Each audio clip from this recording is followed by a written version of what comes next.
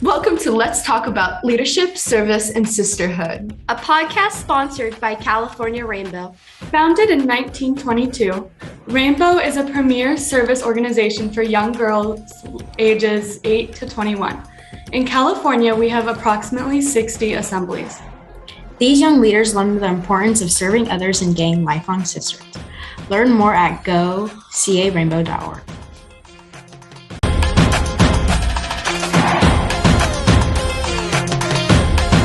Welcome back to Let's Talk About Leadership, Service, and Sisterhood podcast, an IORG production. I'm Colleen Weaver, your facilitator, and joining me today are Ella H. and Kylie B., two of our PR girls, who will be your hosts today.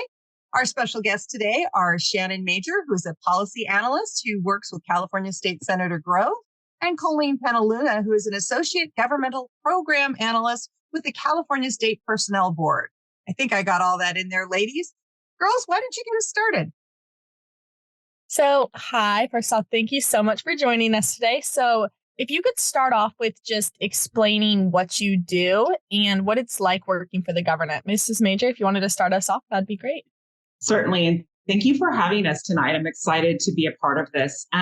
So I have been a legislative staff member this is the fifth member of the legislature that I've had the honor of working for. And so as a staff member, my role has varied throughout the years, but it's everything from representing the senator out in the community at events, preparing letters, resolutions, and certificates of recognition for folks in the community, to working in the office under our legislative team in the Capitol on policy issues that are important to our part of the district, and a whole other variety of tasks that we do. But those are some of the major things that we do, and really working with our constituents to assist them with state agencies when they have an issue and they might need our assistance in clearing up a problem or getting more information. So a lot of it is really very customer service focused.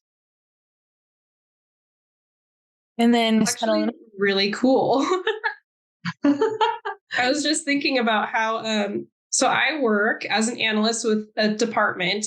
And so working for a state department or agency means I'm working in the executive branch where Mrs. Major is working in the legislative branch, right? But there's still all this overlap. And sometimes it can be really hard to navigate the 200 plus departments that exist in California. So to know that there's that customer service aspect where constituents can go and talk to someone and hopefully navigate that whole system is really cool and really helpful. In my specific position, it sounds like a really circular definition, but as an analyst, I am conducting analysis. Every department in the California executive branch has analysts, and essentially they're looking at information regarding different issues or problems that department handles. And then they're taking that information and using it to make decisions and help guide the department's decisions and programming. That can vary wildly depending on what the department does. So State Personnel Board, we work really closely with like HR departments to help guide merit civil service hiring. But if you're working for Parks and Rec, or if you're working for social services or DMV, you could be doing wildly different decision making. But it's a really interesting area to be in. And it's just exciting always to kind of work with people. There's definitely a lot of customer service aspects to what I do as well. And you get to meet a lot of really interesting people all across the state in this role. All right, and then leading from that, what ways are there to support our country, and how are the government jobs one of them?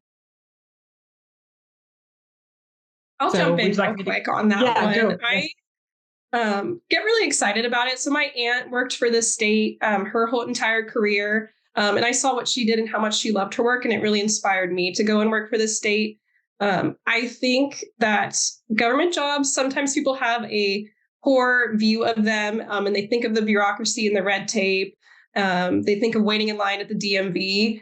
But there are over 200,000 California state employees that are here to serve you and to carry out, the programs that our legislature has created to serve the citizens of California. And I think it's exciting to be a part of that. And I would really hope that if anyone's interested in government, they would find a way to have an internship or really engage, with the different services that our state provides. Yeah, I'd love to piggyback on that. First of all, in terms of our the force that works for the state and all the different agencies, just using the pandemic as an example. So in my role working for a member of the state legislature, we took literally thousands of phone calls throughout the pandemic, specifically with folks who were looking for help with unemployment insurance. And I'm sure everybody here heard unfortunately, the horror stories of kind of what was happening. And that was just, our system was not designed to absorb that many claims for citizens with unemployment. And I will tell you that although there certainly were areas where our state could improve, definitely in terms of helping folks with their unemployment, there were countless staff members for the EDD that stepped up to the plate and really helped us secure the benefits that our constituents needed. And so I agree with Ms. Penaluna that oftentimes folks who work for the government, you end up with this feeling like, oh, they're bureaucrats. They just do their job from 9 to 5 and they don't care. And that couldn't be further from the truth from the examples of the folks that we've worked with. And then I would say on the legislative side, it's certainly a little bit different, but I really think about the opportunity that I've been given as a way to better my community. And patriotism is just a part of that, but it's so important. And we're given an opportunity to attend community events, certainly at all those patriotic times of the year, Memorial Day, Veterans Day, or just events where we're honoring someone in the community. And there's always that patriotic feel to it when I leave the office. I'm getting to represent somebody who's been elected by a number of individuals, about 1 million per state senate, a little bit more now with our growth. And I get to go out on her behalf and be a part of the community. And it's so rewarding. So I would encourage anyone who wants to find out more about it to do so. It really is a great career. So how would you go about preparing to get a government job, a way to get out there, be a member of your community? How would you go about that? So I can jump in on this one first, because it's definitely going to look a lot different if you're wanting to work on the executive side. It's very different on the legislative side. So I literally fell into this job. I had graduated from San Diego State. My family was still here in the Central Valley. And I decided to come back home as an opportunity to pursue what I really wanted to do. And my sister worked for a company, and she knew someone who was retiring from that company to go work for this newly elected member of the legislature. And my sister, Mrs. Regier, said, you should reach out to Mary Alice and see if you can intern, spend some time there and get some experience. And I did so. And I gave my 2 weeks notice at this great company shortly after, like just a couple of days. And that's been nearly 28 years ago. And it was because I took that opportunity to find an internship to work for somebody that I really admired and fell into this position. So I would say on the legislative side, there's a couple of ways. There's the internship role. And if you're college students, most of your campuses can help you with that. If you work with a particular party, whether it's Republican or Democratic, go to those meetings and meet folks and look for opportunities to serve as an intern and get your foot in the door, or certainly work on a campaign and learn who the candidates are and start to work for somebody that you admire or that your views are aligned with. So on the legislative side, it's definitely very different, but those are a few ways that you can kind of find your way into the career that I've had. The hiring process is really different, but I'm actually impressed, Mrs. Major. I think it's a lot more similarities than I expected, in all honesty. So, I mentioned my aunt had worked for the state. And so I always thought she enjoyed it so much. She loved the people she worked with. I thought it would be an interesting career because in college, I was studying interpersonal communication and political science. So I seemed to really have sort of set myself up to go into some kind of public sector role. I really didn't know much about state government, if I'm honest. It's hard to understand just how big it is and how many people are working for it, and whether you want to work in the legislative branch or the executive branch or the judicial branch, local government, state government, federal government. They're all very similar, but they're all slightly different too. So I graduated college in 2020. Obviously, that was the pandemic, and really all I wanted was just a job. So I wasn't super picky about what happened. But I emailed out old supervisors that I had worked for. And when I was in college, I actually worked as a student assistant at the state personnel board. And that role is a little different. It's not part of like, CalPERS and the retirement system and all that, but it was a really great learning opportunity. And it helped me have a contact there, a supervisor who was like, applying for a state job is different. And, here's sort of where you need to start. And where I needed to start, which is a little different from Mrs. Major's process, was I had to start with an exam. So if you're going to work for the state, you have to prove your merit, that you are qualified for the job. You can't be hired based on, nepotism or your political affinities or affiliations, race, gender, anything like that can't be considered in hiring. So that's why they have, in general, a competitive examination process. There's exceptions and things to that. But in general, you sit down and you take an exam. And once you take the exam for a classification, in my case, it was an analyst exam, then you're allowed to apply for those positions. And then you apply and you send out your application to a bunch of different departments and you keep your fingers crossed and you do interviews, everything you would expect to pretty much happen in a job process. The biggest difference really is how slow it is. I was hearing back from private companies within, a week or so of doing an interview. In the state, it's pretty normal for there to be a month, 2 months, even 3 months before you hear back on an application or an interview. So I kind of just ended up falling into it as well. I had thrown out a bunch of applications. I had some great interviews, but I ended up working at the State Personnel Board. I work in our executive office. So it's exciting to get to work with our executive officer. Currently, the State Personnel Board is an all-female board. Our executive officer is also female. So it's kind of exciting to be surrounded by really strong and passionate women who are interested in public service. And there's just a lot of departments like that in California that feel really motivating. There's, like I think I mentioned, there's over 200 different departments doing all different kinds of work for the state. So you can always find something that's interesting. And if I ever need a career change, it's nice to know that I can transfer to a different department and do very different work. But it's just a transfer. I don't have to necessarily go through the same exact process.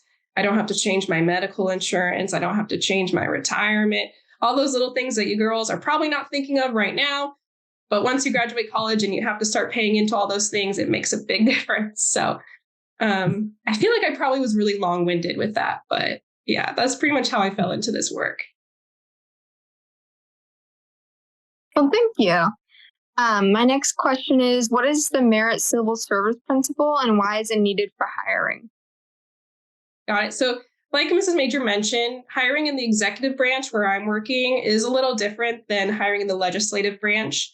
So the Merit Civil Service System is something that California as a state has instituted way back in like the early 1900s. The citizens of California were really tired with all the nepotism and the spoil system in government, where people were getting jobs based on who they helped get elected or who they knew, or, not necessarily based on their qualifications, but just based on, who wanted them to be in that role.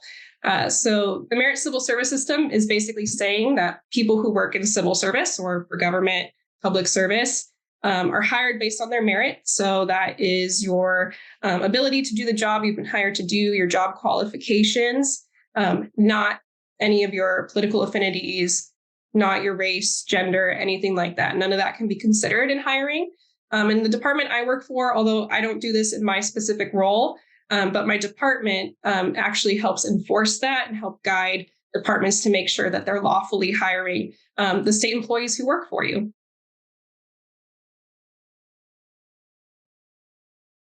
And again, I don't know that I have anything more to that. I mean, she really clarified that difference. And that is, we don't, in the legislature, there's no test.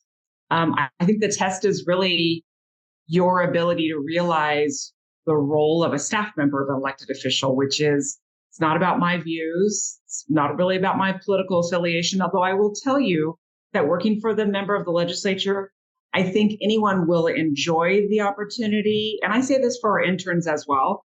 But if you're going to be hired and work for a member of the legislature, you're most likely going to want your views on the role of government or your political views to align with the member that you work for, because so much of what we do is based on what the senator believes government is. That's really when it comes down to it. At the end of the day, those folks are elected to create legislation for the other members of the legislature to review. And so it could be somewhat difficult to work for someone who you didn't necessarily follow their beliefs, if that makes sense. So I've always worked for someone that my views align with theirs. But again, there's no test. It's really just about getting out there and learning who they are and when elections are coming up and volunteering your time. And a lot of that, again, is volunteering your time to do something in your community that you believe in. So I believe a certain way. And so that's when I volunteer, I'm volunteering in that area. So that's such a big difference. Yes. I do also want to clarify, because I feel like examinations is like a really big, scary word. And I don't want to put anyone off from making this sound more complicated than it is. It is very different than applying in the private sector or even for the legislative branch. But the examinations, it's not like an SAT or anything like that. Like there's no like essay necessarily. I mean, some of them may, but mostly they're asking questions about your job experience, things that are relevant to the actual work you would be doing. And the state hires people from, janitors and the people who work on our roads all the way to, doctors and peace officers. There's a wide range of examinations. And there are exceptions to that. There's alternatives to it. If you don't do well in the traditional examination setting, there's all different kinds of alternatives to it. So I do just want to clarify that there is a bit more nuance to it than I've made it sound. But if you're interested in that, I highly encourage. There's a lot of information online. You can call departments. A lot of state employees are very willing to talk to you about their experience and want you to work in government too. So everyone I've encountered has been really helpful. So I just don't want anyone to feel like the examination is like this big, scary thing. It is not necessarily. You both are very clearly passionate about what you do. So what are some of the benefits of working for the government that separate it from working for a private company or somewhere else? Either one of you can go ahead. I'll hop in real quick. I know for like when I was a teen, I didn't think about this at all. But one of the biggest, like just literal benefits is the benefits package. State employees working in the executive branch have pretty good health insurance. We have a lot of options to choose from. The retirement plan's pretty good. It's a pension, which is different than your traditional 401k. I don't want to get into all the weeds of that because it's a lot, but there's a lot of benefits to it. Outside of just like the literal benefits package, I truly enjoy the people I've worked with. Obviously, that can vary from department in the same way that it can vary from employer to employer in the private sector.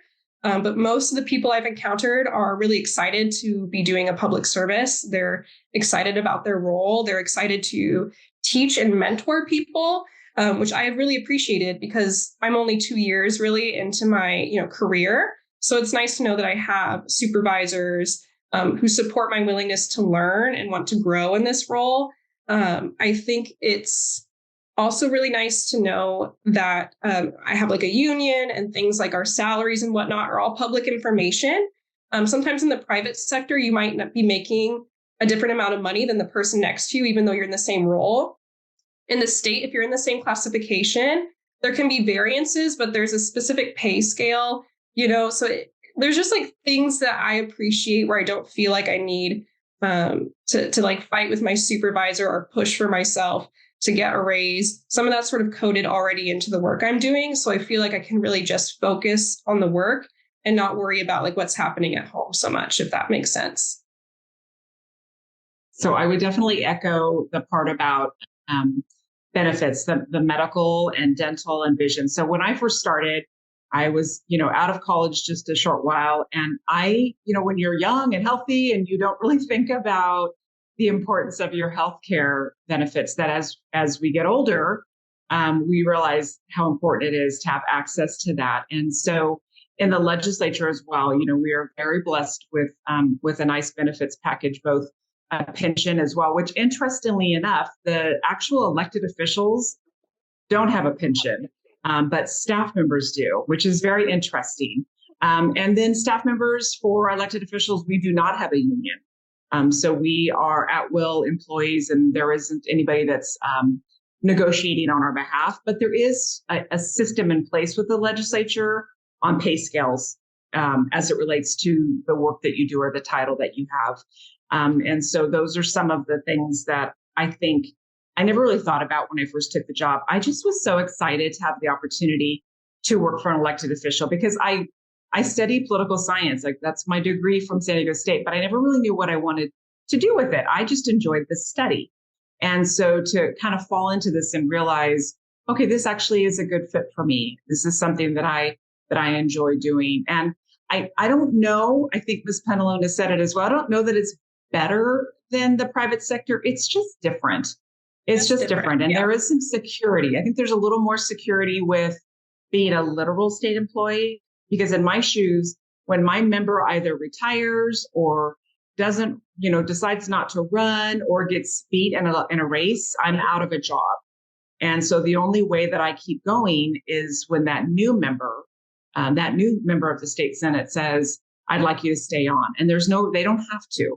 So every 4 years, I've gotten used to it, but every 4 years, there's a chance that I won't have a job. And that's probably the downside of it in some ways. But yeah, it's just a really good, I think the benefits is probably the biggest part. And when you're young, you just don't even think about it.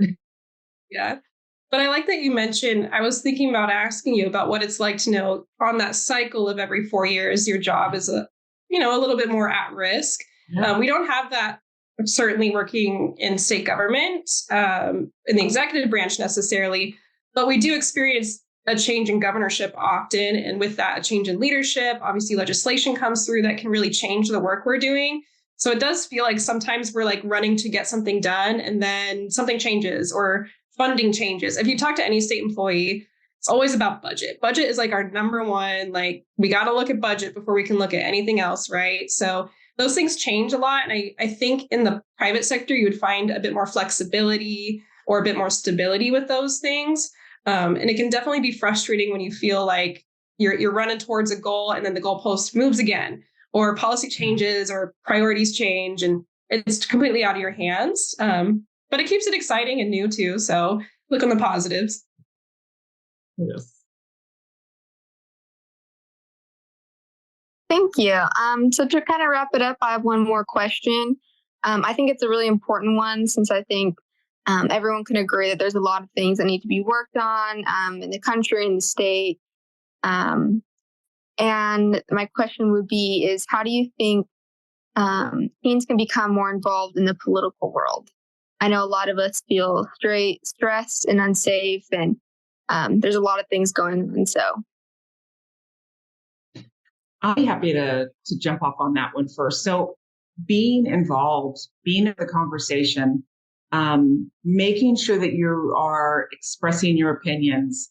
I tell folks all the time, reach out to your legislators, whether it's local, federal, follow legislation, be diligent in knowing what the conversations are in terms of policies that are headed your way. For me, it's always been, we're never going to get 100% of our way. We have to find common ground. And there's so many areas where members of the state legislature, just as the example, since that's where I come from, we find common ground. We may not like the whole policy 100%, but if both sides can come together and find ways to find commonalities that make it a better community, then that's a win. And for me, I happen to work for a Republican. We are very few in the state Senate. Out of 40, there are eight of our members are Republicans. So the Democrats have a supermajority. So that means if my senator wants to accomplish anything that she thinks is beneficial to her community, she has to work across the aisle. She has to find common ground. And that it should be that way all the time. It shouldn't matter that there's only 8 Republicans. We should still be finding common ground. And the members that I've worked for, specifically here in the Central Valley, have always done a really good job of making sure that that happens. And so, again, that message of be aware, every vote matters. Be aware to what they're discussing, what they're debating. Get onto the website and find out when a committee hearing is happening on an issue that's important to you. Maybe it's education, maybe it's public safety, maybe it's human trafficking, a huge issue that my member is working on right now. Just be aware and be a part of the conversation. Because when we all sit back and just decide there's nothing that we can do about it, it's all just horrible, then nothing moves forward. And it's powerful to be a part of that change, but you have to get in there and be a part of the conversation. That's hard to follow, but I am so glad that you mentioned the commonality, Shannon. I mean, I think it's so easy to be overwhelmed by all the problems we see in our country, and we care about them because we're patriotic and we want to make a difference, right? And you turn on the news and everything feels like it's us versus them. It feels like nothing's moving. But when you do work in public service, you see things moving and you see people who care and people who are working really hard to help the people of California. And I try and stay really grounded in that. And grounded in the fact that we're all Californians before we're Democrats or Republicans. We're all Americans before we're anything else necessarily. And I think really engaging with your community, especially if you're not of voting age yet, engaging with your community through community service and community events, even attending, your local meetings, is a really good way to be aware of what's going on in your community and the issues that your neighbors are facing. It's a lot easier to have compassion for people who think differently than you if you're able to really sit down and listen to their concerns, and hopefully have an opportunity to share your own.